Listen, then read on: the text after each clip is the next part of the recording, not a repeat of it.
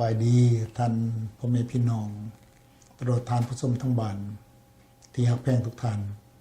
ขน้อยดรคำพานศิรวงศ์สบายดีพ่อแม่พี่น้องที่ฮักแพงทั้งหลายผู้ข้าชื่อว่าดรธรรมวรรณรินทร์1,250 องค์เจ้า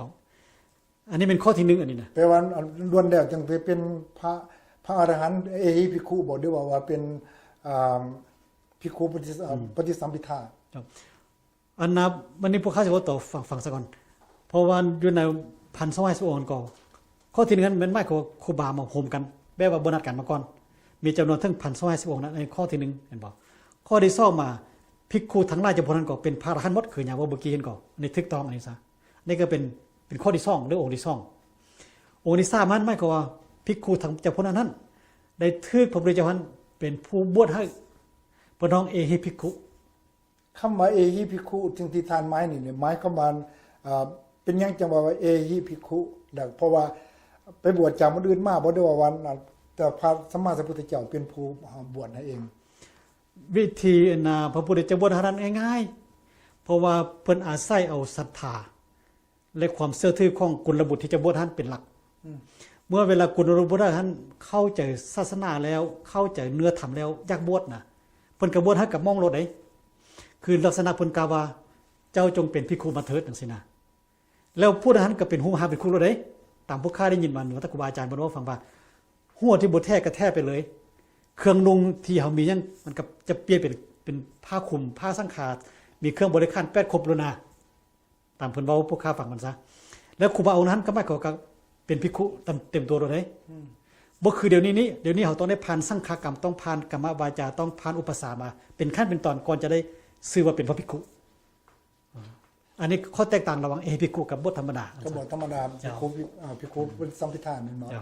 แล้วท่านพ่อแม่พี่น้องโอเคมาฮอดตอนนี้ก็อยากให้ท่านพ่อแม่พี่น้องนั้นนั่งคิดพิจารณาหน่อยนึงอยู่ก่อนบ่ที่จะถามท่านดร.ทองวันนั่นนี่ต่อไปว่ามีอย่างเนี่ยสิ่งไทยทานพ่อแม่พี่น้องมีอยู่ในมากหัวใจนั่นหรือว่า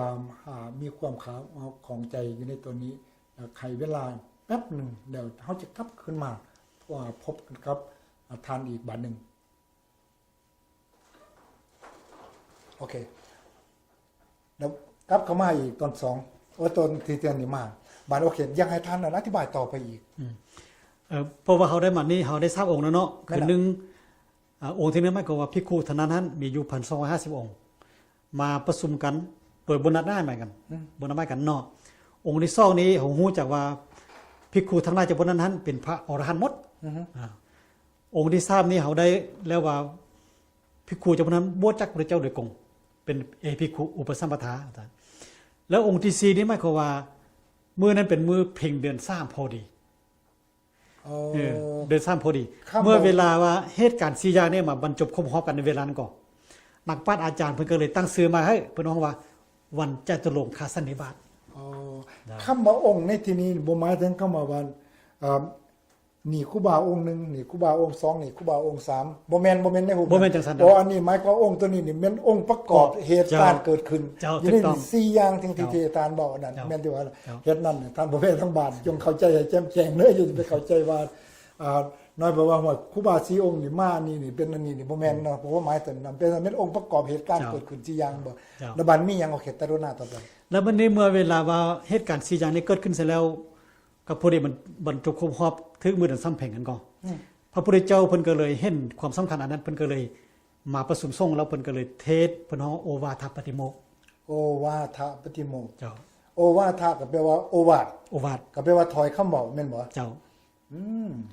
สมพออันนี้สมพอพี่น้องทั้งบ้านหลายๆเพิ่นบอกว่าคำว่าโอวาทนี่ก็มันหยังเนาะเพราะว่าโอวาทกับคำเว้านี่มันอันเดียวแต่ว่าเป็นมารยาทของคำเว้าจริงที่ว่าสวยงามแม่นแต่ว่าโอวาทกับคำเว้าธรรมดาบ่คือกันเด้โอวาทนี่หมายความว่าเป็นคำเว้าแต่ว่าเป็นคำเว้าลักษณะแบบว่าสั่งสอนตักเตือนบ่เป็นคำเว้าลมกันซื่อเป็นคำเว้าที่กันกองตัดออกมาเรียบร้อยแล้วเจ้าวันนี้คำว่าโอวาทปฏิโมกข์เฮาสิแปลเป็นภาษาลาวแล้วก็หมายความว่าเป็นโอวาทคำซ่อนอันมีหลักใหญ่ใจความปฏิโมกข์หมายความว่าเป็นข้อใหญ่ใจความของคำซ่อน แต่บัดนี้แปลว่ามีความเกี่ยวของในอะไรเกี่ยวกับมหาเรื่องมหาเดือน3ของเฮานี่ถึงที่ว่าท่านได้ประลบถึง4เหตุการณ์จริงๆที่ได้เกิดขึ้นอยู่ในในระยะนั้นหันแล้วนี่เพิ่นจึงว่ามาประลบแสงกับเดือนที่3นี่บัดนี้หันมาเข้ากับเรื่องท้องพี่น้องของเฮานี่มีความสำคัญจังได๋เป็นอีหยังจังเฮาคือจังบ่ค่อยเห็นครูบานี่เพิ่นปันปฏิโมกข์เดือน3ส่วนหลายนี่เพิ่นสิเฮ็ดอยู่ในระยะการเข้าพรรษาบ่เรื่องกับปฏิโมกข์นี้เพราะว่าตอนนี้นี่ก็ตอนที่ว่าพระพุทธเจ้าเพิ่นตัดโอวาทปฏิโมกข์ตัวนี้นี่เพิ่นยังบ่ได้วางสิกขาบทจังเทื่อแปลบ่ได้วางสิกขาบทจังเทื่อเจ้าคล้ายๆกับว่าสิ้นปรสึกก็บ่มีเทื่อสิ้นสังฆาทิเศษก็บ่มีเทื่อหมายก็ว่าสิกขาบทอันนั้นเพิ่นยังบ่ได้วางตัวเทื่อตัวนี้เป็นเกจิอาจารย์หรือว่าวันอุตรนิกายนี่อาจารย์อุตรนิกายอาจารย์ต่อมาพี่ต่างหากแต่ที่ว่าเพิ่นหาว่างเอาบอกว่า